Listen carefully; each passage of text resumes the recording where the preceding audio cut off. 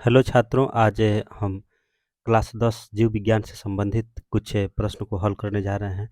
तो आइए हम सभी ऑब्जेक्टिव प्रश्न को हल करें। देखिए, पहला प्रश्न है कि निम्नलिखित में से कौन सजीव के मुख्य लक्षण है?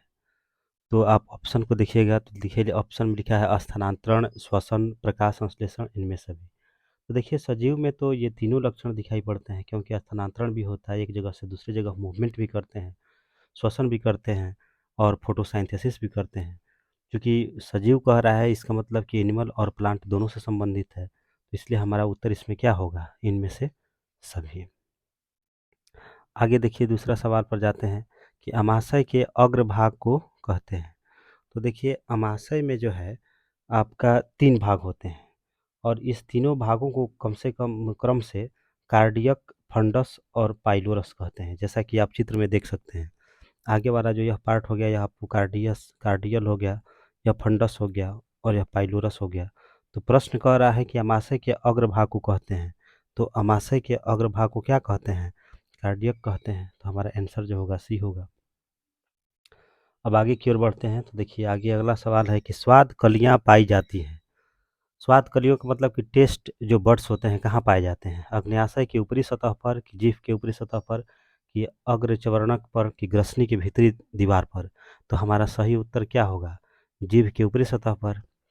जैसा कि आप देख रहे हैं कि आपका जो चित्र के माध्यम से बताने का प्रयास किया गया है कि जीभ में देखिए जो चित्र के माध्यम से देख रहे हैं कि सबसे आगे वाला जो पार्ट है वह स्वीट पार्ट है। स्वीट को अगर देखना होगा तो अगला भाग से स्वीट की अनुभूति होती है।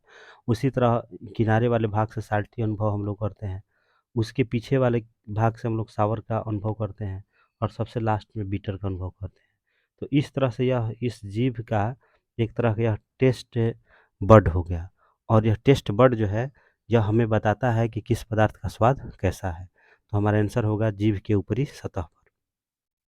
अगले सवाल पर जाते हैं हम लोग। रक्त का थक्का बनाने में सहायक होता है लाल रक्त कोशिका, कि श्वेत रक्त कोशिका, रक्त बिंबाणु, कि इनमें से कोई नहीं? तो आंसर हमारा होगा रक्त बिंबाणु। चित्र में भी आप देख रहे हैं कि ब्लड सेल में यदि आरबीसी, डब्ल्यूबीसी और प्लेटलेट्स, थ्रोम्बोसाइट किस तरह से बनावट है। देखिए रेड ब्लड कार्पसल्स है, वाइट ब्लड सेल है और यह प्लेटलेट्स हो गया, थर्मोसाइट हो गया, थ्रोम्बोसाइट हो गया। यह सब थ्रोम्बोसाइट जो है या रक्त बिंबाणु जो है वह रक्त को थक्का बनाने में मदद करता है। अगले सवाल पर हम लोग जाते हैं, इनमें से किसके द्वारा अमीबा में भोजन अंतर्ग्रहण होता है? तो देखिए अमीबा जो है वह एक कोशिकीय जीव है और उसमें जो अंतर्ग्रहण भोजन अंतर्ग्रहण की जो प्रवृत्ति है वह कूटपाद या पादाभ के माध्यम से होती है। जैसा कि चित्र में देखिए आप देख रहे हैं कि वह एक कोशिकीय जीव है और अपने खाद्य पदार्थ को जब वह ग्रहण करना सोचता है तो वह अपने शरीर को ही एक हाथ की रचना जैसा बना लेता है और उस भोजन को पकड़ करके फिर स्वांगीकरण कर लेता है स्वयं में। यह इसका जो उत्तर होगा वह कूटपाद होगा। यहाँ पर इसका उत्तर हम लोग ए ऑप्शन चुनेंगे।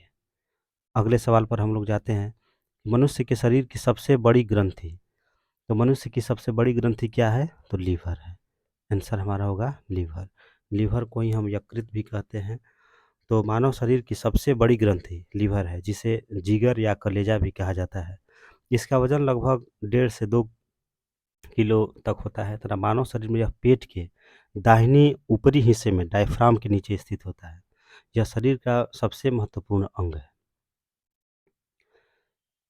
अगला सवाल, प्रकाश संश्लेषण क्रिया में ऑक्सीजन बाहर निकलता है। प्रकाश संश्लेषण क्रिया में ऑक्सीजन बाहर निकलता है किससे? जल से, कि कार्बन डाइऑक्साइड से, कि ग्लूकोज से, कि डिक्टियोजोम से?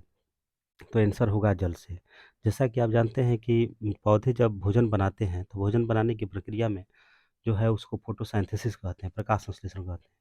और इसमें 6CO2 और 6H2O मिल कर के सनलाइट के उपस्थिति में और क्लोरोफिल की उपस्थिति में, पत्ती में उपस्थित क्लोरोफिल एवं सनलाइट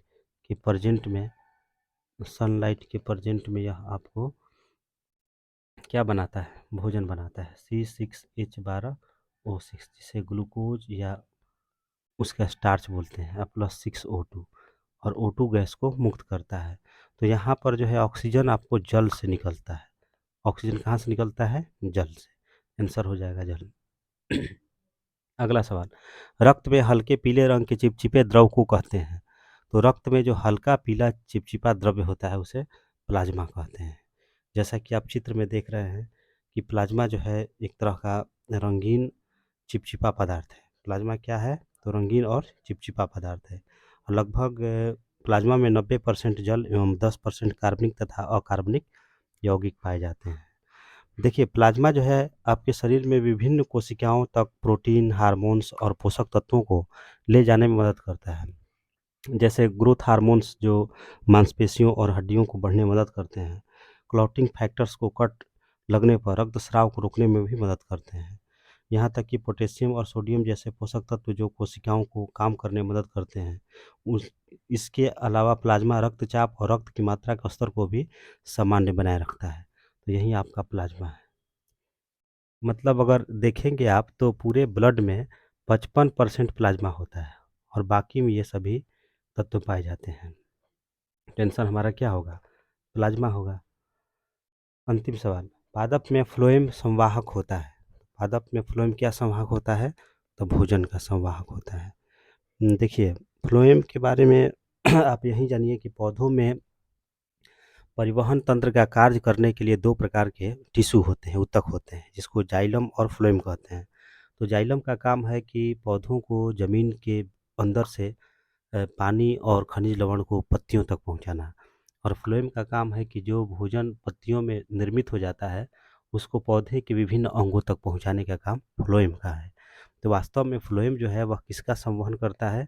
तो भोजन का संवहन करता है। ठीक है, इस प्रकार से हम लोग अगले जो क्वेश्चन्स है उसको हल